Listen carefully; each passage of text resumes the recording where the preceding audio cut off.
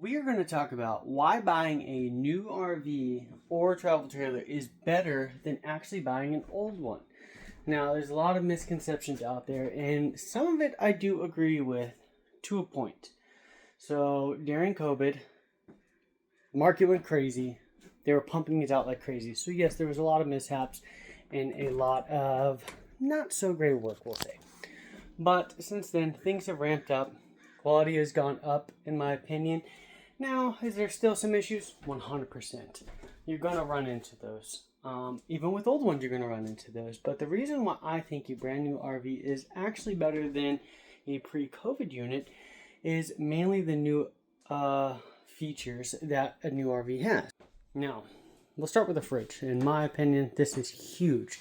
So the older RVs are actually ran off propane, as to where the newer RVs are run off electric. What I think that is better is ice cream and keeping your stuff cold. Before, if ours, we're able to keep our RV on our property and we keep it plugged in. But before, if you had to keep your RV say storage or whatnot, you'd have to bring it home several days before and start getting it cold, all that kind of stuff. Now, with these new 12-volt fridges, they're cold right off the rip. We can have ice cream. We don't have any issues keeping stuff cold. That's with the fridge as well. Drinks, all that kind of stuff, ice cold. So I think that's a huge benefit as to why new ones are better than old ones. Number 2 is the ACs. Now, mine's a little bit dirty. We just got back from Glamis. Things are a little dirty. We're still cleaning up. That's why everything's not put together. But ACs are much better.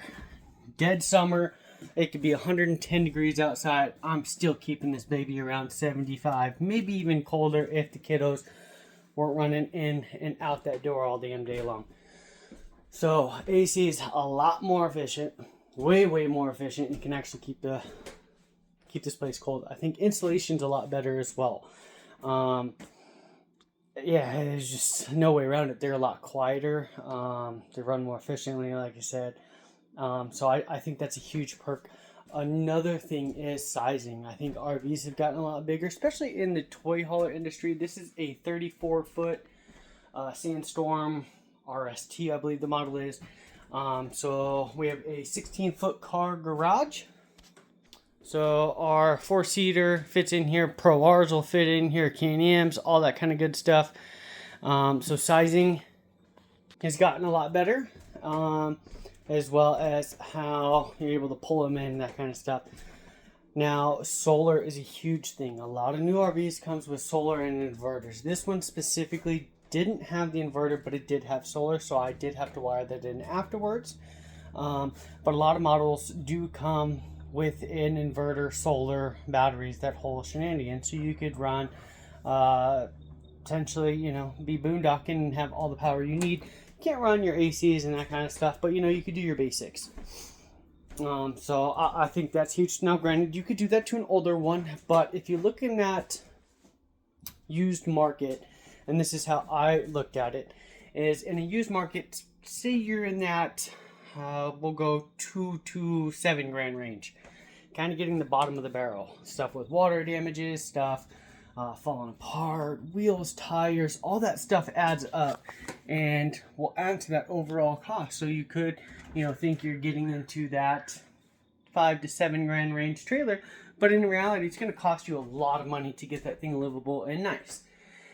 Now, jump up to say that $7,000 to $15,000 range. Used, you can find some decent trailers out there, but most of the time they're still going to have damages. From what I experienced, I rented and shopped around for dang near a year before we pulled the trigger, and I was so close to going with a used trailer until I started looking at them, and people just don't take care of them. Unfortunately, trailers are one of those things that people think they're going to get into, and it doesn't stick. So they just sit in fields or lots or storage for months and months and months with no use. So water lines go bad. These roofs, you've got to maintain. Shoot, I go up there after every trip just to make sure sticks and stuff like that aren't poking through. But they just sit and they rot away. So that used market is really scary. But then you jump, say, that $15,000 to $25,000 range. that's a lot of money out of your pocket. A lot of money. I know 15, 20 grand in my bank account's a lot better than, you know, just going and buying a new one. That's the way I looked at it. Now, we did end up putting a lot down on this because I wanted my payment to be pretty dang low. We got a pretty good interest rate. I think it's right at 8%.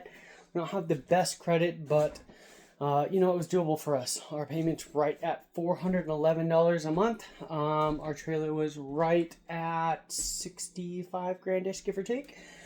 So 15-year note for $11 a month. So not the greatest, but also very manageable, and we didn't have a bunch of money go out of our pocket. So I think that's a huge plus as to why newer trailers are better. Personally, that financing option, for one, it helps build your credit.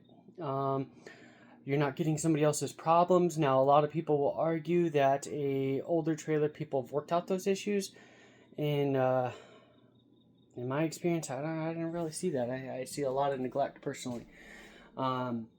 So we went over the fridges, we went over the electronics, we went over the ACs, the hauling and weight capacity as well. So this trailer is right at 14.5 fully loaded.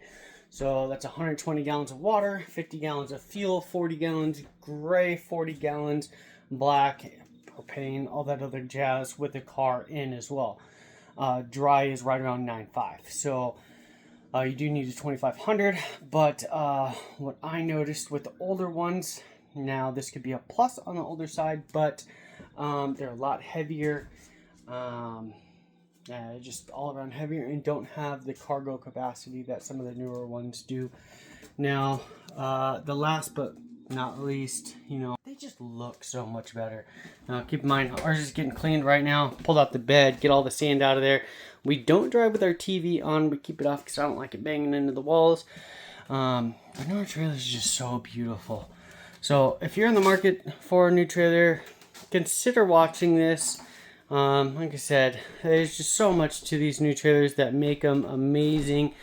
These fold down so we have a kitchen at, you know, where we can have our breakfast, lunch, dinner. That is a bed. This also folds down into bed, obviously. Then we get our 2 recliner chairs right there in front of the fireplace. Back here, king size bed.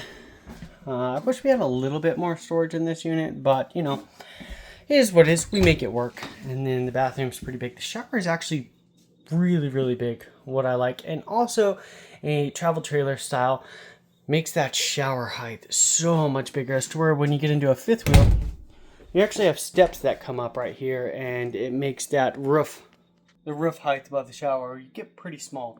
So yeah, hopefully you guys enjoyed this. If you guys are in the market for a trailer, or if you guys just bought a trailer, congratulations on your new purchase. It is amazing. I mean, we use ours at least once a month. We truly enjoy it.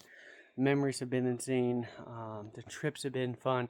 We're getting ready to head out to Calico Ghost Town, I believe it's called. So if you want to follow along for those stories, hit that subscribe button. We're also headed out to Joshua Tree this Friday to do some dirt bike racing. So that is going to be a lot of fun. Hopefully you guys enjoy the rest of your weekend. We will see you guys later.